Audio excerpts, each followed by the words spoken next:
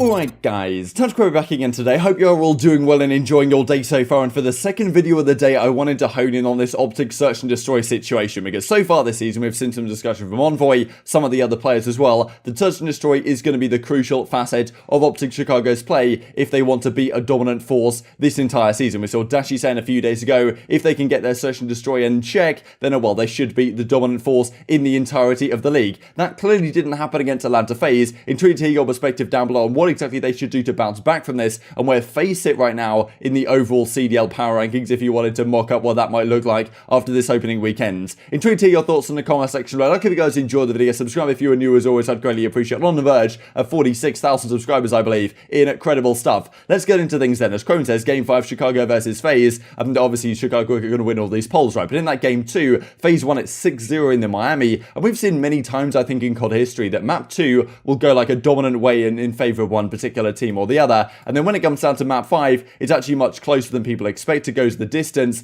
and well, sometimes it tends to happen where even winning the Game 2 doesn't necessarily mean on an entirely different map that that's how it's going to go. But so far this season, Chicago had won both their search and destroys, both 6-4 versus Los Angeles Thieves at the Kickoff Classic, and Paris Legion, of course, at the opening weekend, and they were both on checkmate search and destroy. But the two maps that FaZe played them here were not checkmate search and destroy, right? Which maybe means that that might be a weak point. Well, at least the other maps might be a weak point for OpTic Chicago, given their results so far. Given we're talking about Surge, wanted to mention this as well. Shout out to Seattle Surge. For the first time in their franchise history, they won a series with both search and destroys. They'd won a couple of 3-2s, but in the past, like they beat, of course, they beat Minnesota Rokkr right here. They beat Los Angeles Guerrillas early in the season last time around. But yeah, these 3-2 matchups, they actually lost Game 2 search and destroy. So the first time in Seattle Surge franchise history yesterday against the London Royal Ravens, where they had won a series in Game 5 and had also won Game 2 in the same series. So pretty remarkable to see. Not the best season last time around. Maybe it'll be better this time. Things certainly looking up for them. So as Scump says, GG's FaZe, won't talk about that Miami. On to the next. He went 0-6 in Miami. Not the best map. I think he had like 140 damage or something. Like yeah, one of the most shockingly bad, I suppose, maps I've seen from Scump in a very long time. But it's okay. I mean, not like the rest of his team was doing anything spectacular regardless. And well, clearly FaZe just completely dominated the Miami. Even if Scump got a few kills, it probably wouldn't have been a close match regardless. Everything was very much in FaZe's favour. Then it goes 2-1 in favour of OpTic Gaming. We talk about that crazy map 4 where aBeZy gets that 3-piece. And then honestly, OpTic looked so good in the respawns, right? On the whole, they looked pretty good map 1. Then again, you could say that FaZe maybe almost won that map 1 as well. You could argue if some communication maybe goes a little bit differently between Simp and Arcitys. I think he was talking about the fact that they could have actually won that rotation and taken game number 1 there on the Garrison. Game 2, of course, wasn't even close. Game 3 on the checkmate control. I mean, that's another one which could have gone back and forth. Went to the Game 5. All defenses win their rounds. If FaZe had got defense final round due to the whole kill situation being slightly different, then well, they could have been winning that map. Then Game 4 as well, OpTic should have had the advantage, probably should have closed out the series, but aBeZy made that crazy play to take it to a Game 5. Then on Moscow search and destroy, FaZe just decided to take over the game once again, right? And this is what was insane to me. I mean, it was 9-0 search and destroy round count the entire series before the OpTic Chicago guys even won a single map. Dashy says, lost composure, GG's FaZe lost 2-3. And yeah, certainly that maybe that Game 4, right? That Moscow one, losing that definitely didn't put them in the best headspace for the final map. But yeah, still, they clearly weren't where they needed to be in terms of their search and destroy. Rough SnD from us, should have closed out that Moscow Game 4. So yeah, looked like OpTic could have won this series. They maybe should have won the series, some would argue, in that Game 4. But as I've said a few times already, search and destroy is going to be so important for these teams this year. Winning Game 5s is what's going to have to happen if you want to win major championships. This was just a taste maybe of things to come. And OpTic's Game 5s traditionally have been relatively good, I think, early season, but FaZe's Game 5s, of course, as well. Last time around, they had a crazy streak of going Game 5 with anyone, but they would just win them regardless. And clearly continuing that trend right here. So OpTic go to, like, I suppose, 1-2 in the regular season in search and destroy. It's not, of course, the end of the world, as there was Envoy says right here, plenty of time to rebound, but at the same time, it's not like these SnDs were close, right? And it's kind of concerning, especially when you've got FaZe. I mean, they weren't exactly dominant in their SnD win against Los Angeles Guerrillas, a team which OpTic do not play in too long from now. I mean, if they're going to lose both SnDs in theory to LAG, not saying that's going to happen, of course, but then LAG just need to win one respawn, and then you're going to take both SnDs of OpTic, and then all of a sudden you're potentially losing that series, right? And you look at a team like Rokkr, how good they've been in Surge. Yeah, OpTic clearly clearly their search and destroy has got to be a #1 focus, because their respawn is phenomenal, and on paper, they were a pretty good search team, but obviously not, I suppose, as good on paper as Atlanta FaZe. As aBeZy says, GG's to OpTic 132, definitely a few mistakes to fix up in the respawns, but honestly, aBeZy was just out of control, especially in that final search and destroy. As Arcitys says, lost a preseason match, everyone is sleeping on us. GG's to OpTic, we start 2-0 even in the league. As Simp says, remember last season, I think it was like gun runner domination or something, he was shooting Scump's body. I hit the one and done teabag this time. Please do not arrest me, says Simp. And yeah, this is how it went in the search and destroy. 6-0, completely dominant there on the Miami. And then we go into the game 5 as well, and 6-1 on Moscow search and destroy. One round they managed to win, a couple of 1v1s in here,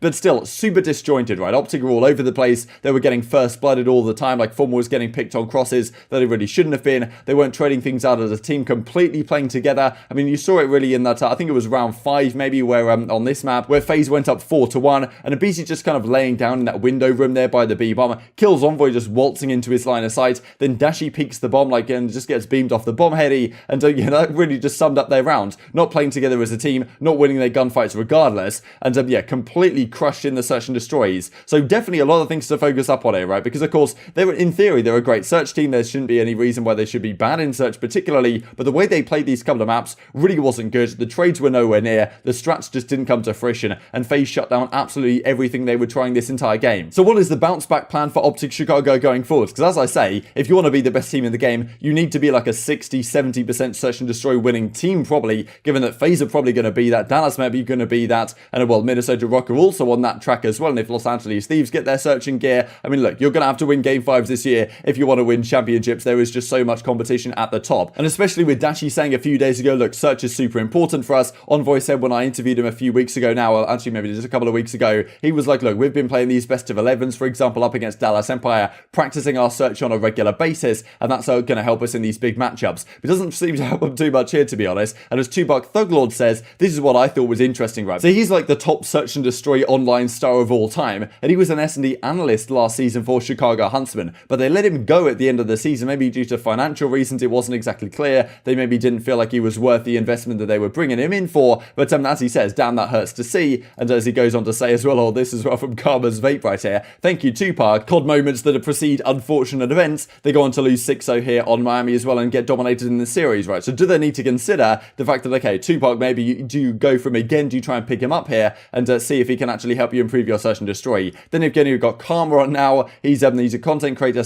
/ analyst. Could he help with your search? I don't really know. It's going to be tough to say. I mean, the coaching staff obviously have a role to play in this, but it didn't really seem like it was necessarily their strats that were awful, even though they weren't exactly great. But honestly, their trades, the way they were positioning themselves, just wasn't ideal. So certainly a lot of practice and a lot of discipline needed, really. That's what we talk about a lot in search and destroy. It's about discipline. It's about staying alive. It's about not getting picked off. It's about playing your numbers. And yeah, that's not what OpTic Chicago were doing this series by any means. Tupac does say, look, the boys will bounce back. You know about this. But yeah, certainly they're going to have to do so relatively quickly because they're playing some solid teams as well, as we're going to look at in a second. GG's to the FaZe guys. The amount and how well we've been playing SnD in practice lately didn't reflect in the match, right? So it seems like they're playing pretty well in practice in search and destroy, supposedly, according to Sender. But going to a match situation didn't work out to that effect. And lots of VOD to watch, I'm sure, for those guys. I'm still super confident in the guys in every game mode. Appreciate the support. On to Toronto and Los Angeles Guerrillas next time round. So these are their matchups next week. They play 2 matchups next week, and then they play Florida in the final match on the Sunday, the 28th of February, the final day, of course, of the month. No leap year this time around. But these matchups are going to be far from easy, right? They're 1-1 here. They beat Paris. They lose to Atlanta FaZe. Toronto are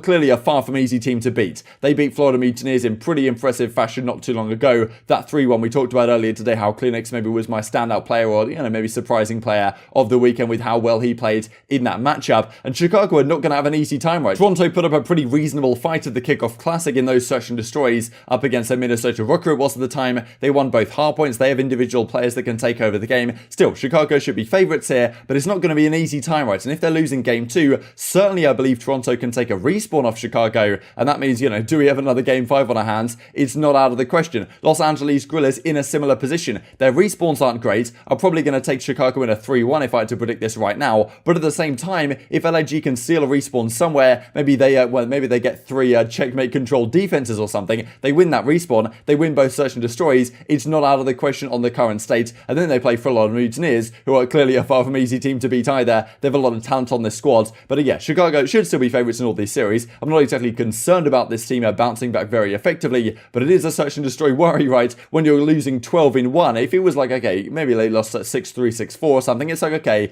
they were competitive, they had some decent strats that worked, but they got completely bodied off the map, and that may be many things to learn, of course, from those FaZe VODs that they will probably be looking back on as soon as possible. As LanzaFaZe say, one today, hashtag brick by brick, you know, breaking down the green wall as they imply right here in this graphic. And yeah, this I thought was funny as well. You guys might remember it was November 2019, I believe. We were talking about the Mutex situation. He got picked up to the Dallas Empire as basically like an SnD analyst type guy, because he's been like a search and destroy star in the past, and then had a bit of a meltdown on stream and gets dropped from the team, but has done a fantastic job actually building his stream up these last couple of years, so fair play to him. But as he says right here, Cosmic says, the only man that can save OpTic search and destroy. And yeah, just to finish off with this funny clip as well, I thought from TJHaLy, saw this a few days ago, I thought it was pretty good, so I thought I'd mention it in a video right at the end for today. But intrigued to hear your perspective in the comment section below on this one. Hope you guys enjoyed the video. If you did enjoy it, I'd greatly appreciate a like on the video. It really helps out the YouTube algorithm to know you enjoyed this content. Other people like you may enjoy this content as well, and I'll grow the competitive Call of Duty community. Thank you for watching as always, take care, and I will see you next time.